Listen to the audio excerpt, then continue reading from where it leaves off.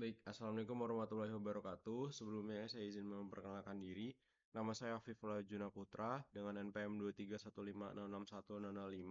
Saya dari kelas PSTIA angkatan 2023. Yang dimana pada video kali ini saya akan mengerjakan penugasan akhir dari mata kuliah kecerdasan buatan. Yang dimana sesuai dengan yang tertera di pada Viklas, kami harus mengerjakan dua soal atau dua arahan, yaitu yang pertama membuat program Python dengan memilih salah satu algoritma pada searching, reasoning, atau planning, dan yang kedua membuat program Python dengan memilih salah satu algoritma learning yang telah ditentukan, yang dimana hal ini harus berlandaskan dari masalah sederhana yang ada di sekitar kami.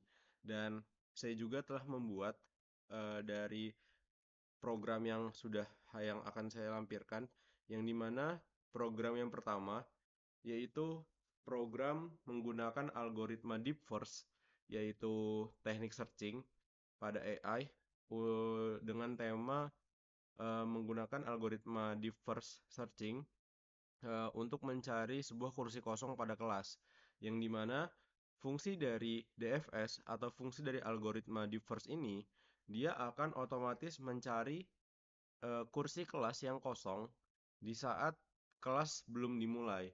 Hal tersebut bakal menjadi solusi dari masalah-masalah yang saya rasa sering mahasiswa hadapi, yang dimana contohnya salah satu saya mungkin kadang terhambat pada kegiatan kelas yang dimana saya mengharuskan saya untuk datang telat atau datang kurang lebih cepat dari teman-teman saya yang lain, yang membuat kursi kosong itu kadang telah terpenuhi di bagian depan, yang dimana saya sangat tertarik untuk duduk di bagian depan, yang membuat kursi-kursi yang masih kosong ini sudah habis, bahkan tidak ada kursi kosong pada kelas tersebut.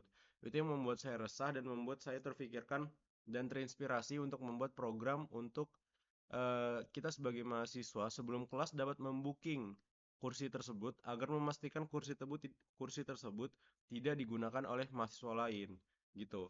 Jadi kalau untuk dalam source code-nya sendiri saya jelaskan sedikit, yang dimana saya menggunakan fungsi DFS, yaitu yang tadi saya jelaskan, yaitu di first dia akan mencari atau men-searching eh, objek terdekat dari sebuah hal yang kita tetapkan, yang dimana untuk fungsinya di sini saya yang pertama menggunakan div BFS cari kursi terdekat, yang dimana ini permulaan dari program agar dapat memulai atau apa bahasanya, mencari simbol-simbol atau hal apa, bentuk apa yang ada pada kelas tersebut. Yang dimana ada perulangan while juga di sini untuk menemukan kursi terdekat atau kursi kosong terdekat. Dan juga ada fungsi arah atas, bawah, kiri, kanan. Ini untuk memudahkan kita agar dapat mencari kursi kosong, entah di bagian kiri, entah di bagian kanan. Itu menggunakan perhitungan seperti ini, baris kolom. Nah, begitu juga di sini ada contoh kelas 5 kali 6, yang dimana pada contoh kelas ini seperti denah, seperti gambar kelas, yang dimana untuk bagian yang pagar adalah bagian dinding atau bentuk dinding. Dan di sini saya buat seakan-akan kelas ini terpenuhi oleh dinding. Dan di sini terdapat E itu adalah pintu. Lalu terdapat X itu adalah kursi yang sudah di booking atau sudah tidak kosong lagi. Dan terdapat O itu adalah kursi yang masih kosong dan bisa ditempati oleh kita. Nah, fungsi selanjutnya itu ada perulangan for, yang dimana for ini akan menentukan posisi pintu itu di dekat mana. Yang dimana setelah hal tersebut telah ditentukan oleh program, posisi pintu ini di mana, nah program akan mencari kursi terdekat menggunakan perhitungan yang awal tadi, yang dimana perhitungan di sini untuk menemukan kursi kosong terdekat dari pintu yang telah ditetapkan di sini.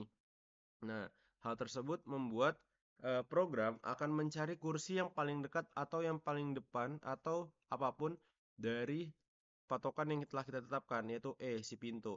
Dan apabila kursi masih terdapat ada yang kosong di dekat pintu, dia akan mengeprint atau memunculkan output kursi kosong terdekat ditemukan di baris kolom dan sudah ditepati otomatis. Yaitu program DFS yang tadi saya jelaskan itu otomatis menentukan kursi mana yang terdekat, dan menunjukkan bahwa kursi tersebut ada di baris sekian, kolom sekian. Namun, apabila tidak ada kursi kosong, maka program akan memprint bahwa tidak ada kursi kosong ditemukan. Oke, dari outputnya langsung. Di sini kita dapat lihat source code atau program dapat menghasilkan output kursi kosong terdekat ditemukan di baris 1 kolom 2 dan sudah ditempati secara otomatis. Yang dimana sesuai dengan yang kita tahu, perhitungan baris dan kolom itu dimulai dari 0.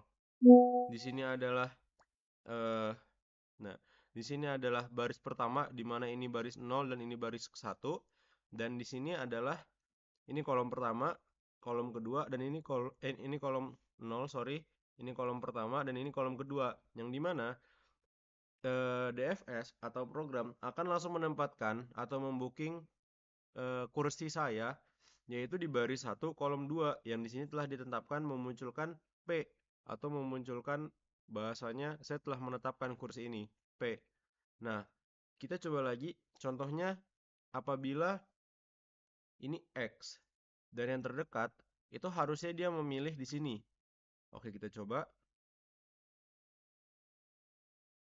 Dan ya, berdasarkan dengan perhitungan yang tadi yang ada di sini yaitu fungsi arah atas bawah kiri kanan, dia akan menentukan dari patokan si pintu dan dia akan memilih yang terdekat dari pintu yaitu P, yaitu pada baris kedua kolom ketiga.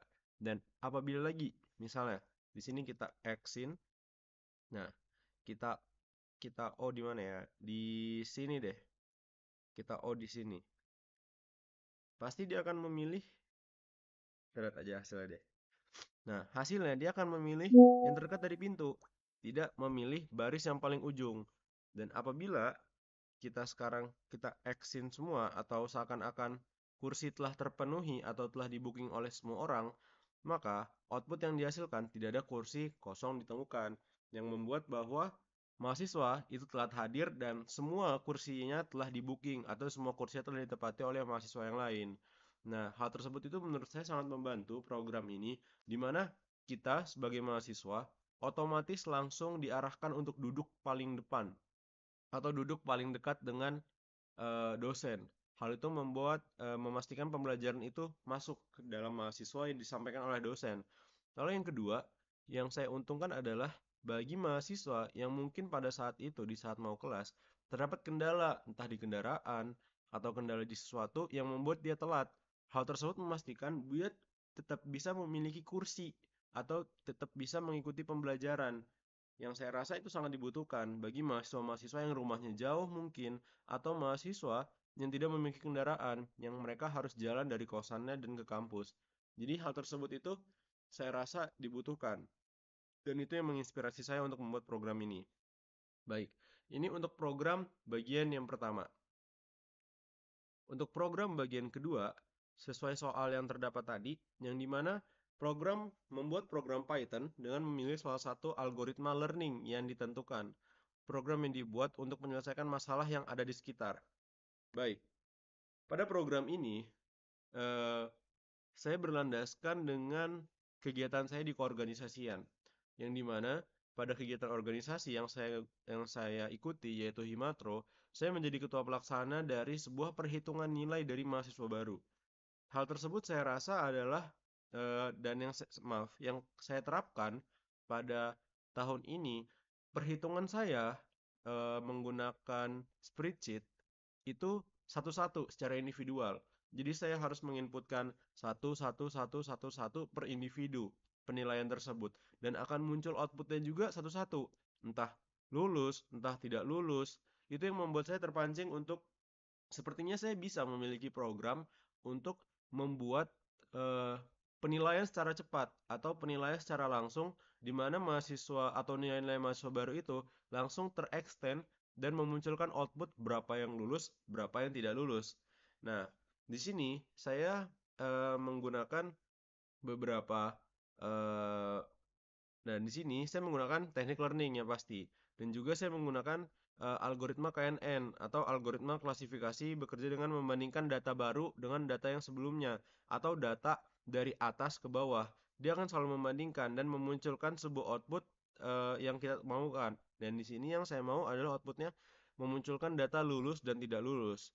Dan di sini secara script Python-nya sudah tertulis di sini, di mana di sini saya menginputkan beberapa hal yang diperlukan untuk untuk saya membuat program yang dimana ada program KN Network Classifier ini untuk membaca dari sheet atau dari data yang saya punya, lalu juga di sini untuk menginputkan data atau menginputkan sheet yang saya punya yang dimana saya mendapatkan sheet dari penilaian. Ini contoh yang saya gunakan adalah penilaian lulus ujian sekolah, yang dimana sheet ini beranggotakan 200 orang, dan ini saya mendapatkan dari Kaggle. Saya menandaskan hal ini, dimana di sini program akan menginputkan atau saya menginputkan copy path atau alamat path dari data yang saya punya tadi, dan di sini dia akan membaca URL-nya, dan di sini dia akan memprocessing berdasarkan data-data nilai, yang dimana dia akan mencari kata-kata bahwa terdapat gak kelulusan minimal kelulusan itu berapa. Ini ada encoding kolom kategori yang dimana dia akan gender. Jadi di sheet yang saya punya itu adalah ada sheet ada atau ada jenis gender laki-laki dan perempuan, tapi di sini tidak saya masukkan. Lalu di sini ada menentukan fitur dan target. Jadi ada gender, pertama ada math score, reading score, writing score, parental level of education. Ini menentukan fitur dari atau sesuai dengan yang ada di sheetnya. Lalu ada split data yang dimana ini untuk mencari penilaiannya, lalu untuk membuat data dan melatih KNN-nya, lalu mengevaluasi model, dan ini untuk menghasilkan outputnya atau hal yang akan kita lihat. Yang dimana yang pertama akan dilakukan oleh program, dia akan membaca sheet yang saya berikan ini. Dia akan membaca dari satu hingga akhir, dan program, sabar loading.